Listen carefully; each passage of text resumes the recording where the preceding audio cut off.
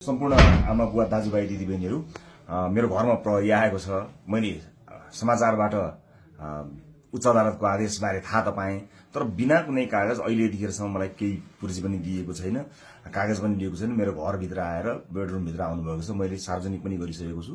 अब यसरी तैनाथ उताबाट आदेशभन्दा पहिले तैनाथ हुने यो सबै चिजले एउटा ठूलो आशंका सृजना गरेको छ। मैले सम्मानित अदालतको आदेशलाई सधैँ मानेकै छु, कानूनलाई मानेकै छु। म पहिला पनि आफै उपस्थित हुन गएको हुँ, अहिले पनि सार्वजनिक गरेकै छु। तर यो राज्य आतंक, यो धरपकड ममाथि के कारणले भइरहेको छ मैले बुझ्न सकेको छैन। भोलिको चितवनको कार्यक्रमलाई निरन्तरता दिनु होला। मलाई लागेको थियो म केही कुरा भन्छु भनेर, तर जुन तरिकाले अहिले यो सामान्य अभ्यासभन्दा पर गएर जबरजस्ती गर्ने कोसिस बिना कागजपत्र छ होला, ल्याउनु पनि हुन्छ होला, ल्याउन सकिने पनि थियो। त्यो लिएर आएर लैजान सकिन्थ्यो, भोलि ल्यान सकिन्थ्यो। घरै पनि अझै कागज बोकीवरी प्रक्रिया मेरो लागि कुनै प्रक्रिया पूरा गर्न मानेको छैन। आतंकित बनाएर घरभित्र प्रहरी छिरेको छ। म यसै पनि गिरफ्तारी दिन्छु भनेर बसेकै छु। जे होस्, आम नागरिकले सब चिज हेरिरहेका छन् भन्ने मलाई विश्वास छ।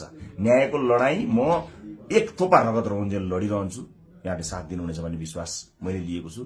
मैले कुनै गल्ती गरेको पनि छैन, कुनै अपराध गरेको पनि छैन, तर संसारकै सबैभन्दा ठूलो अपराधीलाई जस्तो ममाथि गरिएको यो व्यवहार आम जनताले हेरिरहेका छन् भन्ने मैले विश्वास लिएको छु। म धेरै केही भन्दिनँ। म सम्मानित अदालतप्रति अझै पनि आशा र भरोसा राखेर कानूनी प्रक्रियामा सघाउनको लागि परिरहेको छु।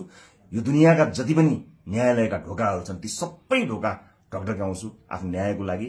र मलाई थाहा छ यहाँहरूले सबै कुराको साक्षी बसेर हेरिरहनु भएको छ होला भन्ने मैले विश्वास लिएको छु। म यति जानकारी मैले दिनु उपयुक्त ठानेर मैले यो भिडियो रेकर्ड गराएको छु। चितवनमा जति पनि मेरा आदरणीय मतदाता आमा बुवा दाजुभाइ दिदीबहिनीहरू हुनुहुन्छ, भोलिको कार्यक्रम नरोक्नु होला। अन्य साथीहरू आउनुहुन्छ, उहाँहरूले कुराकानी गर्नुहुनेछ, निरन्तर चलिरहन्छ। मलाई यिनीहरूले हत्या नै गरेछन् भने पनि नेपाली मतपत्रमा घण्टी चुनाव चिन्ह बसेको छ। मलाई आशा छ, यो एउटा आशा र भरोसाको आवाज हामीले बुलन्द पारिसकेका छौँ।